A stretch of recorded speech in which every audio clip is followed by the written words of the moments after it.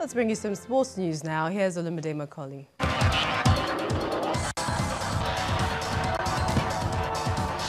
Thank you, Millicent. Welcome to Sports News. Bendel Insurance have secured a place in the Nigeria Professional Football League after over 10 years. The Benin City-based outfit edged rival Shooting Stars 1-0 in the Southern Conference Promotion Playoffs. Bendel Insurance will begin their campaign in the 2018-2019 NPFL season with a trip to Wiki Tourists of Bauchi.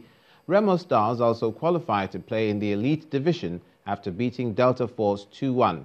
The Blue Stars will play Rivers United in their opening game of the NPFL season. Meanwhile, Kada City of Kaduna and Gombe United have also gained promotion to the NPFL. Kada City, who are playing the top flight for the first time in their history, will face Go Round FC of Omuku on match day 1 of the 2018-2019 season. Gombe United will play Yobe Desert Stars on match day 1. Staying with football, FIFA have appointed a normalization committee for the Namibia Football Association. This decision comes after the recent visit of a FIFA delegation to Namibia to assess the current situation of the NFA. The Namibia FA have been embroiled in leadership crisis following the dissolution of the executive committee. According to FIFA, the normalization committee will run the NFA's daily affairs and conduct elections of a new NFA executive committee. The mandate will end on May the 31st. Away from football, the WBC have unveiled a series of initiatives to ensure fighters safely make weight for their bouts. Henceforth, fighters will be required to disclose their weight at the time of signing the fight. Another weight check 14 days ahead of the bout has also been added to the schedule, adding to the 30 and 7-day checks. According to the new rules, the promoter must have a scale ready in order to have both boxers weighed upon arrival on the day of the fight, and boxers must not have gained more than 10% of the weight from the official weigh-in the previous day. That's it on Sports News. The News at 10 continues with Millicent.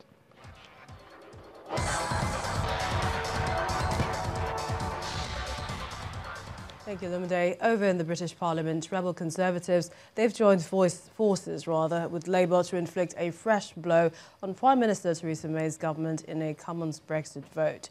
The setback for the Prime Minister came as parliamentarians began 5 days of debate on the withdrawal agreement with the EU and the framework for future relations ahead of the meaningful vote next Tuesday. The government was expecting to have 21 days to come up with a plan B for Brexit if, as widely expected, the Prime Minister's deal is voted down.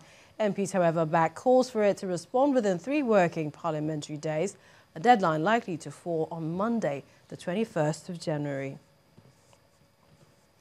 US President Donald Trump on Tuesday, or rather, he has stormed out of a meeting with Democratic leaders as negotiations broke down on the 19th day of a US government shutdown.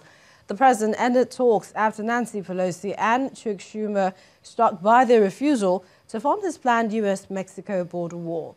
In a tweet, Mr. Trump described his meeting with them as a total waste of time. Hundreds of thousands of federal employees who have been working without pay will miss their paycheck again this week.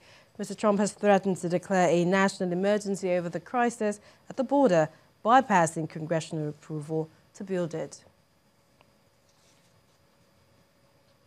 And the main news again, President Muhammadu Buhari today inaugurated a technical committee to advise government on the funding and sustainable implementation of the proposed new minimum wage.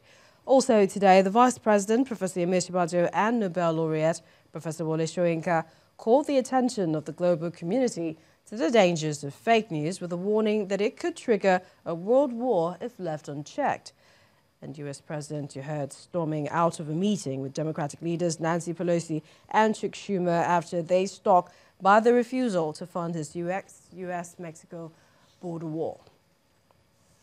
That's News at 10 tonight. Many thanks for watching. I'm Millicent Walker. Have a good night.